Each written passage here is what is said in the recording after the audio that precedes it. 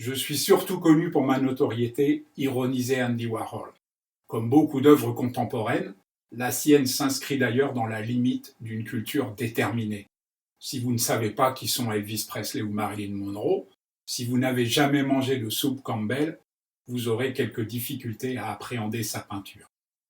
Mais il est vrai qu'il a été le premier artiste après Marcel Duchamp à prendre en compte un nouvel ordre consumériste situé à l'exacte frontière entre fiction et information, entre documentaire et mise en abîme de notre société, quitte à dénoncer cet ordre ensuite pour se réfugier dans l'intimité d'un atelier.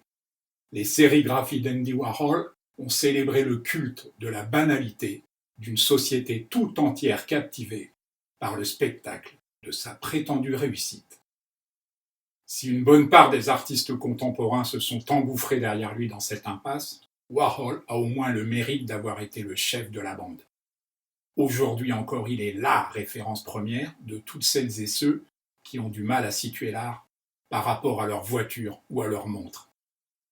La grande percée du pop art en 1962 à New York reflétait d'ailleurs moins un esprit satirique de la part de ses inventeurs qu'une réaction à l'esthétisme et à la soi-disant préciosité des expressionnistes abstraits, au premier rang desquels Jackson Pollock. À y regarder de près, aucun artiste pop n'a l'étoffe d'un théoricien, même si Claes Oldenburg et dans une moindre mesure Warhol lui-même ont quelquefois tenté de donner le change. Je veux être une machine, proclamait ainsi Andy Warhol, mais j'ai le sentiment qu'il cherchait surtout à justifier son utilisation un brin systématique, économique et paresseuse, de la reproduction sérigraphique. Le seul théoricien lié au pop art est en réalité Valéry Solanas, et encore son principal fait d'armes est-il, outre la publication d'un manifeste appelant à l'émasculation des hommes, d'avoir tiré au pistolet sur Andy Warhol, lui performant un poumon, la rate, l'estomac, le foie et l'œsophage. De quoi vous faire passer le goût des soupes Campbell. Mais tout de même, après Magritte et ses Ceci n'est pas une pomme ou encore Ceci n'est pas une pipe, Warhol est l'un des artistes qui a le mieux démontré la fatuité de l'image et la difficulté pour le commun des mortels d'accéder à l'objet lui-même. Aux images uniques, représentant un objet unique du peintre surréaliste belge, Warhol a opposé la multiplicité des reproductions, établissant dans le même temps, bien davantage qu'une critique de la société de consommation, une distance froide avec ses excès. Mais je pose la question, si l'attente étant renchérie sur l'absurdité du monde, n'était-ce pas d'abord pour la conjurer?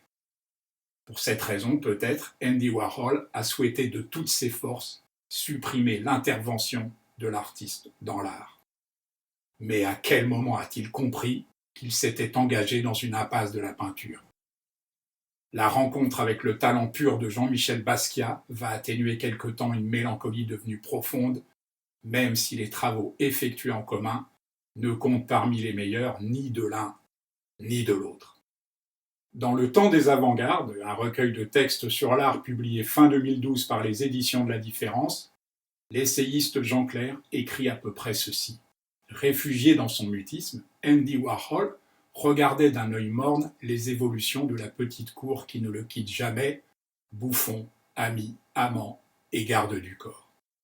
Même ici, à Paris, on connaît cet improbable inventaire que son œuvre a dressé des biens de consommation d'une civilisation sans culture, l'aliénation de l'être par l'avoir, de la substance par l'apparence.